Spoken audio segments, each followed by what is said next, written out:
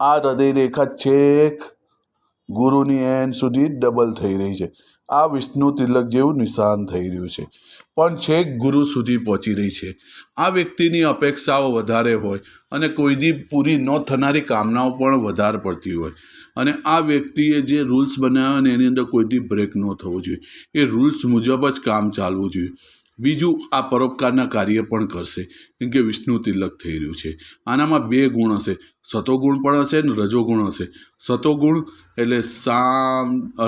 એટલે ધર્મમાં નંબર 1, અને રજોગુણ એટલે સામ દામ દન ભેદ। કોઈ પણ ટીકડા મજમવા માટે આ વ્યક્તિ રેડી હોય, અને રોજ સવારે કેમ રૂપિયા કમાવા એના માટે વધારે વિચારે। અને જેને વિષ્ણુ તિલક હોય ને એને એકવાર બદ્રીનાથના દર્શન કરે ને એને બહુ જ સારામાં સારું રહે, અને આના કોઈ દુશ્મન ન થાય।